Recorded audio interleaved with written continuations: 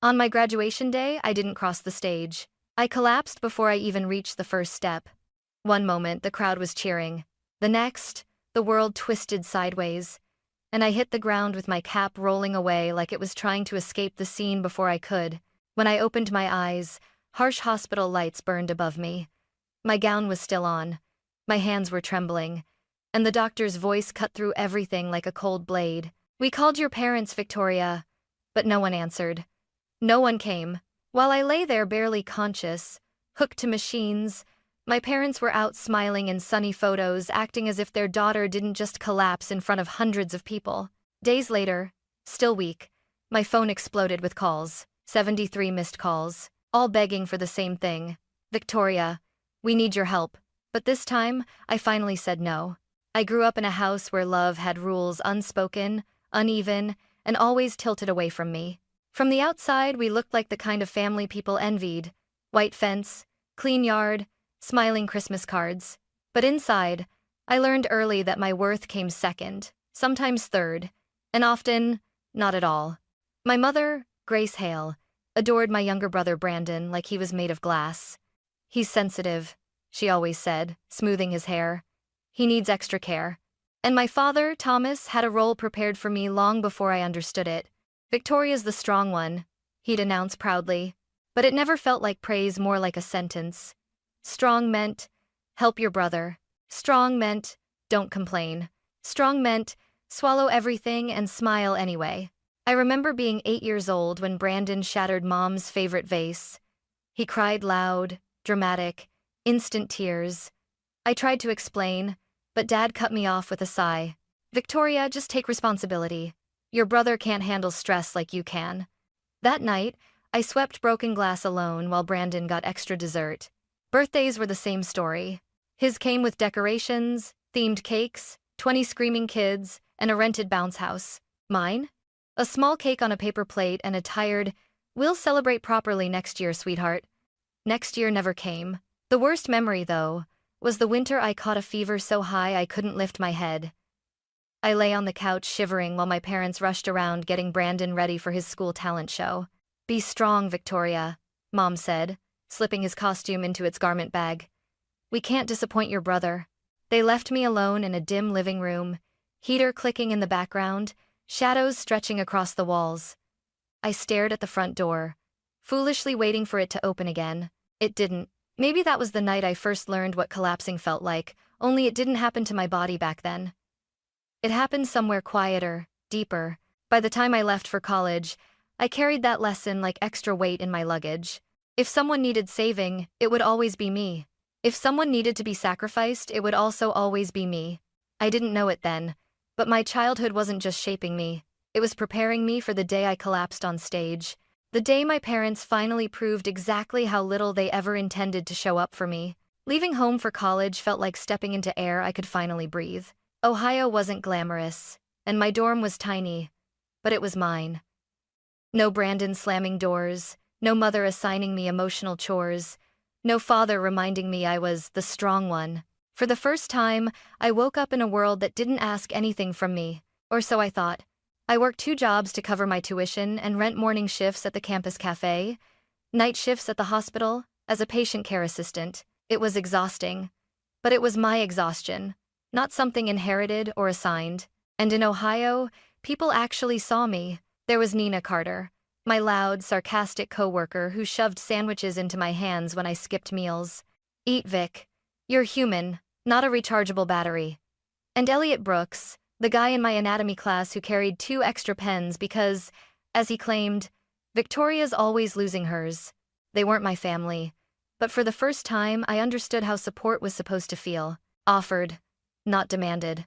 But my past had a long reach. The first time my mom called asking for money, I was sorting lab supplies. She didn't even say hello. "Victoria, the electric bill is late. Your father's hours got cut. Can you cover it?" I hesitated. 2 seconds. Long enough for her voice to sharpen. "Don't start, Victoria. Your brother is stressed enough. We're counting on you."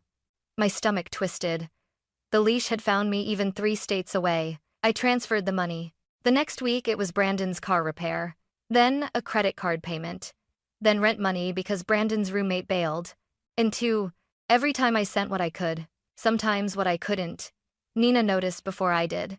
"You're pale again," she said, handing me a protein bar. "You need to slow down." But slowing down meant bills. And bills meant calls from home. And calls from home meant guilt I had been trained to obey. One evening, during a cafeteria study session, my phone vibrated. A message from Mom. "Your brother needs $300 by tonight. He's anxious. Be a good sister." I stared at it for a full minute before locking my phone and sliding it face down on the table. Elliot watched me quietly. "Let me guess. Your family again?" I didn't answer, because I knew even as I sat in a new state, with new people, building a new life, the same old truth followed me like a shadow. I could leave home, but home never really left me. And somewhere inside me, beneath the long shifts and fake smiles, the cracks were starting. I just didn't know how deep they would go, or how close I already was to collapsing. Stress doesn't arrive like a storm. It creeps quiet, patient, invisible, until one day you wake up and realize the ground beneath you has already split. For me, the cracks started small. The first time it happened, I was charting vitals at the hospital. My handwriting shook, actually shook like someone had nudged my elbow. I blinked, tried again, but the pen trembled in my fingers. "Victoria?"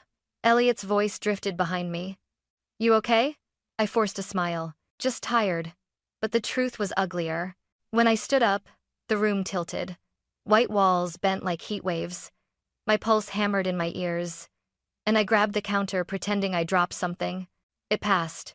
But instead of resting, I checked my phone. 3 missed calls from Mom. 2 texts from Brandon. "Need $250 by today. Please hurry. Vic, don't make this harder. I'm stressing out." I transferred the money.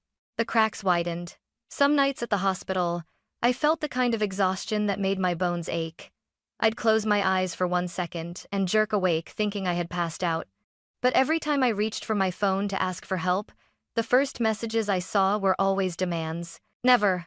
"How are you?" Never. "Are you okay?" Always. "We need." One evening, during a late shift, Nina slammed a cup of soup in front of me. "You didn't eat again." "Vic, you're turning gray." "I'm fine," I said automatically. "No, you're not." She crossed her arms. "You're running on fumes. This isn't normal." But I had grown up in a world where exhaustion was normal, where my comfort was optional, and where the word no didn't belong to me. So I ignored her. Until the night everything snapped. It was almost midnight. I had just left the hospital, my scrubs sticking to my skin, my head pounding. My phone buzzed with a notification. I expected another request for money. Instead, it was a photo. Brandon. My parents. A backyard BBQ. Sunset lighting. Plates stacked with ribs and burgers. All 3 smiling like a magazine ad. And the caption, "Finally, a family day without Victoria's drama." I stopped walking. I don't know how long I stood there on the sidewalk. My breath caught somewhere in my throat. A cold wind brushed my face. But the real sting came from something deeper. A familiar ache. Like the one I felt as a sick child waiting on a dark sofa for a door that never opened. I locked my phone. My hands were shaking so violently I almost dropped it. Nina wasn't there. Elliot wasn't there. No doctor could diagnose what that moment did to me. Because it wasn't burnout. It wasn't stress. It was the sound of a floorboard snapping inside my chest. A warning the collapse was coming. I just didn't know it would happen. In front of the entire world. Graduation morning looked perfect, bright sky. Fluttering banners. Crowds buzzing with excitement. A day meant for celebration. But inside, I felt hollow. My hands trembled as I put on my cap. The mirror reflected a girl who looked like me, but faded, sunken eyes, pale lips, a stiffness in her posture that whispered, "Don't fall apart." I told myself it was nerves. It had to be. The campus lawn overflowed with families holding balloons and flowers. Mothers crying, fathers filming, siblings cheering. I scanned the crowd. Nothing. No Grace. No Thomas. No Brandon. I checked my phone. "Mom, traffic is terrible. We'll get there soon." "Dad, go ahead first. We'll catch up." I swallowed the ache rising in my throat. They promised. Just believe them. My row stood. Applause roared through the stadium. Students walked in single file toward the stage. I followed, each step heavier than the last. When the announcer called the name before mine, a sharp pain bloomed in my chest. My pulse sped up. The edges of my vision darkened. I inhaled sharply. Not now. Please, not now. Next, Victoria Hale. I stepped forward. The world didn't. The stage lights blurred into glowing halos. The ground tilted left, then right, as if the earth itself didn't want to hold me up anymore. I blinked hard once, twice, but the dizziness crashed over me like a wave. A ringing filled my ears. The sky dimmed. Faces melted into a swirl of colors. I felt my knees buckle. No, no, no. The whisper slipped out before I could stop it. Then everything dropped. A scream. Hands grabbing me. Voices overlapping. Call 911. She's unconscious. Move back. My body hit the grass, cold and unforgiving. I heard someone crying. I realized it was me. When I woke, antiseptic filled my nose. Beeping monitors surrounded me like a heartbeat I no longer trusted. A warm blanket covered my legs, but I still felt frozen. A doctor leaned over me. Victoria? Can you hear me? I nodded weakly.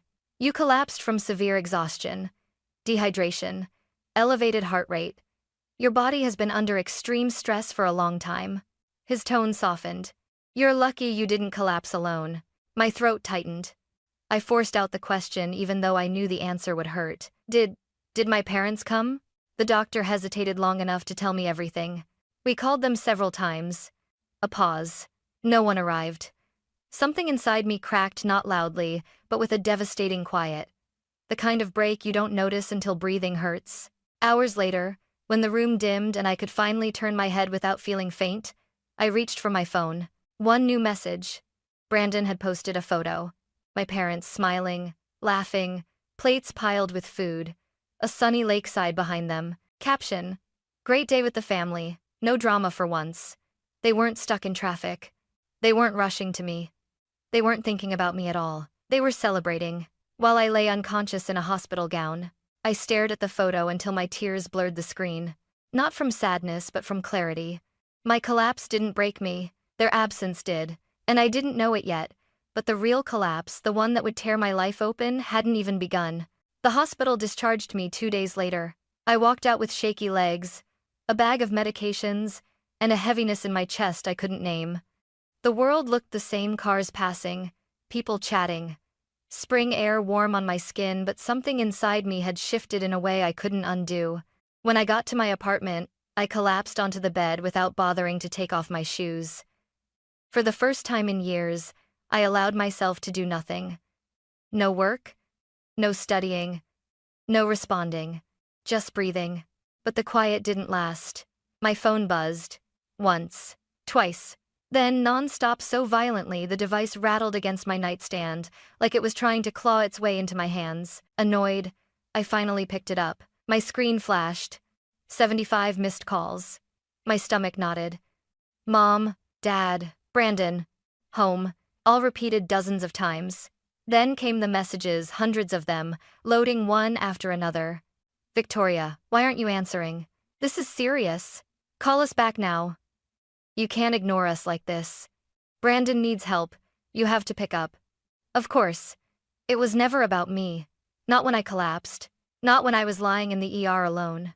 Not when they posted pictures celebrating without me. But now? Now they needed something. I scrolled upward, toward the first message they sent, hoping, foolishly, that maybe one of them had checked on me earlier. Nothing. Not a single call during my hospitalization. My blood ran cold. Then I opened the image Dad sent. It wasn't a photo of them. It wasn't an apology. It wasn't anything human. It was a screenshot from a bank. A loan, a very large loan, in my name. My breath hitched. I looked again, zooming in until the pixels blurred. My signature. Except, it wasn't. It was a scan of my old signature, the one I used years ago on a rental application before college. A signature I hadn't used in forever. One only my parents had a copy of. My hands trembled as the realization sank in. They forged my name. They took out a loan under my identity. They were calling because the bank needed confirmation. My confirmation. And if I didn't give it, the entire loan would fall back on them. They didn't want me. They wanted access. My throat burned with something between heartbreak and fury. Another message popped up. Mom. Victoria, don't be dramatic. Just sign the confirmation. Brandon made a mistake. Fix this for him. Fix it. Fix him. Fix their disaster. Always me. I turned off my phone and stared at the ceiling, tears slipping down my cheeks, not out of sadness, but out of the sudden, terrifying clarity of my entire life. For 26 years, I thought I was their daughter. But in that moment, I understood exactly what I was to them. A resource. A backup plan. A name to use. I didn't pick up the phone. Instead, I texted the only person who had ever shown up for me. Nina, can you come over? I need help. And for the first time in my life, those words didn't feel like failure. They felt like the beginning of something I had never allowed myself to have. Freedom. Nina arrived 20 minutes after I texted her. She didn't knock, she just walked in, eyes wide the second she saw my face. Vic, what happened? I didn't speak. I just handed her my phone. She scrolled through the messages in silence, her expression shifting from confusion to anger to something dangerously close to outrage. Victoria, she whispered. This is fraud. The word hit me like a slap. Fraud. Something illegal. Something real. Something I wasn't imagining or exaggerating. But they're my family, I said weakly.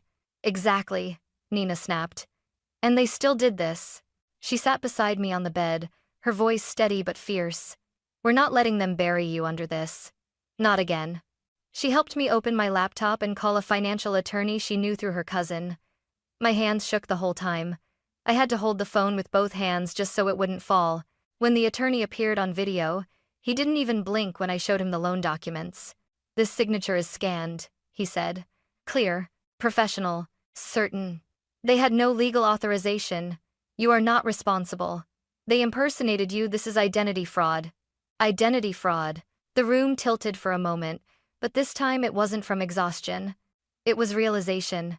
Everything I had ignored. Everything I had excused. Everything I had forgiven. It all came crashing into a single truth. They didn't love me. They used me. The attorney walked me through every step, how to document everything, protect my accounts, notify the bank, and what to do if my parents tried contacting me again. Tell them, he said firmly, that you are aware of the forgery and will pursue legal action if they continue. My heart hammered in my ribs. Legal action. Against my own parents. The very thought twisted something inside me. Nina squeezed my shoulder. You're protecting yourself, Victoria. That's not a crime. The next morning, my phone rang again. Same number. Same ringtone I had learned to fear. Nina nodded at me. Answer it. But on speaker. I pressed accept. Mom's voice exploded through the line. Victoria! Finally! Where have you been? We've been worried sick. Worried. Right. I kept my voice calm. I was in the hospital. Silence. A painful, telling silence.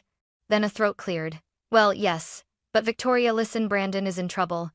The bank won't speak to us without you. You need to fix this. Fix. Always fix. Dad's voice came next, deep and commanding. Victoria, be reasonable. Call the bank. Confirm the loan. I felt my pulse rising, but not from fear this time. Dad, I said slowly. You used my signature. A beat. Then, we only did that because you're responsible, Mom snapped. You know Brandon can't handle things like this. I collapsed, I said quietly. My body literally shut down. Another pause. Mom's voice softened, but it was the kind of softness a knife has before it cuts. Sweetheart, don't make this ugly. Just do the right thing for your family. Family. They loved that word. They wielded it like a weapon. Dad growled into the phone. If you don't help, we could lose everything. For the first time in my life, I didn't flinch.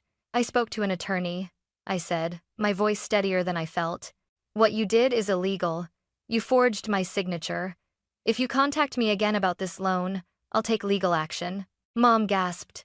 You're threatening us? I'm protecting myself. Dad's voice cracked into a roar. You ungrateful child. My hand trembled, but Nina mouthed. Say it, Victoria. I inhaled. I am not your solution. I am not your safety net. I'm not fixing this. Not anymore. Mom's voice broke into frantic sobbing. Victoria, please, your brother's future. No, I whispered. A simple word. A word I had never been allowed to own. No. And I tapped the red button. Call ended. It was quiet. so quiet I could hear my heartbeat. Nina let out a long exhale. You did it. I covered my face with my hands, not from shame, but from release, pure, terrifying, beautiful release. For the first time in my life, I wasn't breaking. I was breaking free. And somewhere deep inside, a new truth began to form. If they wanted a puppet, they should have chosen someone who didn't know how to cut strings. Hitting that red button didn't feel like ending a call. It felt like ending a lifetime of being owned.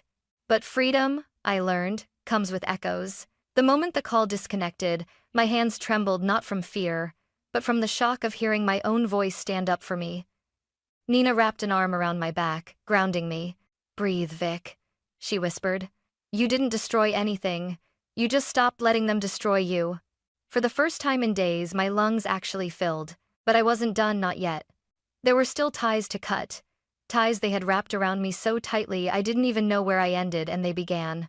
So, while Nina brewed coffee like she was preparing for emotional surgery, I opened my laptop, my bank account, my email, my phone plan, my old insurance.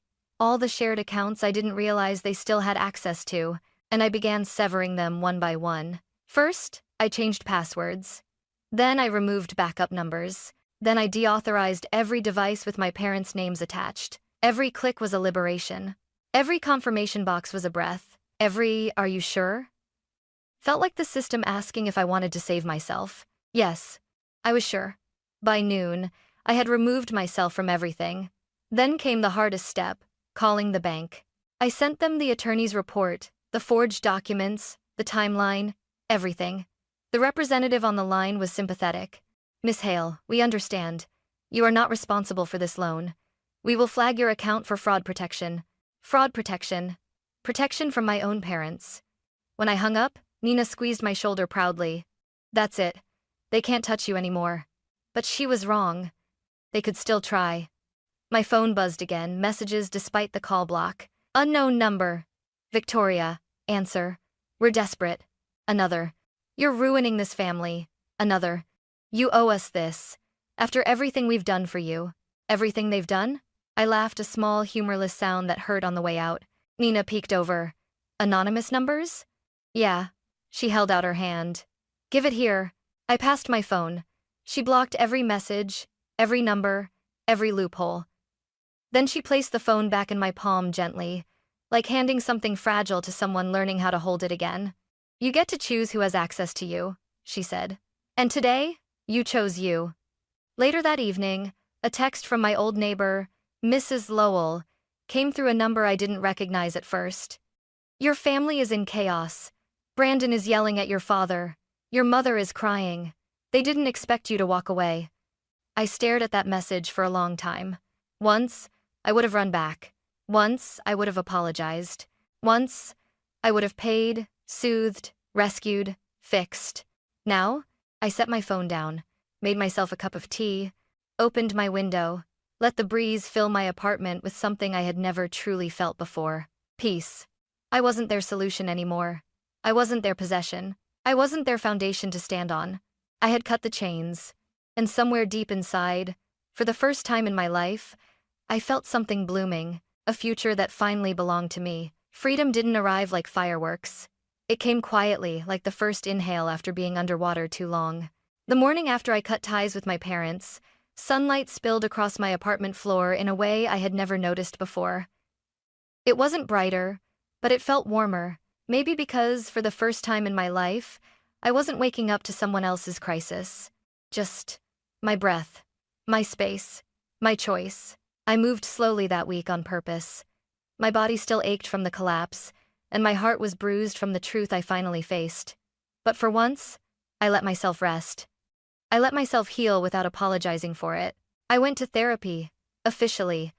Not because someone told me to, but because I wanted to understand how someone becomes strong enough to stop being strong for everyone else. My therapist, Dr. Keller, listened as I unraveled years of exhaustion and guilt. When I finished, she asked, "What would it feel like to live a life you didn't have to survive?" The question stunned me. I had never imagined a version of myself who wasn't fighting. I eventually moved into a small studio near the lake. Nothing fancy, but the morning light hit the walls in soft gold streaks, and somehow that made it feel like home in a way my childhood house never did. Elliot helped me carry boxes, pretending they were heavier than they were just to make me laugh. You know, he said, I think this might be the first time I've seen you look free. Do I? I asked. He nodded. Yeah. You look like someone who finally remembers she has her own life. I didn't say it out loud, but he was right. For the first time, I wasn't waiting for my phone to explode with demands. I wasn't calculating how much money I had left after sending half home. I wasn't rehearsing the apology I'd learned to give before anyone even accused me of anything. I was just existing, and it felt beautiful. News of my family reached me through small channels, neighbors, mutual acquaintances, distant relatives. I never asked, but people told me anyway. The loan fell through. The bank stepped in. Brandon finally had to face consequences he'd avoided for years. Mom apparently cried for days. Dad shouted at everyone. They blamed each other, then blamed the bank, then blamed me. But their chaos didn't belong to me anymore. Their decisions weren't mine to fix. Their problems weren't mine to inherit. Their downfall wasn't mine to mourn. That burden, for the first time, stayed with them where it always should have been. One evening, as spring melted into early summer, I walked along the water, feeling the breeze lift strands of my hair. My heartbeat was steady. My chest felt open. My steps didn't drag. And I realized I wasn't waiting for a crisis. I wasn't bracing for the next demand. I was living a life that was finally, simply mine. My collapse hadn't been the end. It was the beginning. The moment my body forced me to stop long enough to see the truth. You cannot keep saving people who refuse to stand on their own. And you cannot keep calling it love when it is sacrifice without choice. I chose myself. And that choice didn't make me selfish. It made me whole. So, if anyone ever asks what I learned from the day I collapsed on my graduation stage, here's my answer. Sometimes, your body breaks because your heart stayed too strong for too long. Sometimes no is the only thing that can save you. And sometimes the life you're meant to live only begins the moment you walk away. You walk away. You walk away. You walk away. You walk away. You walk away. You walk away. You walk away. You walk away. You walk away. You walk away. You walk away. You walk away. You walk away. You walk away. You walk away.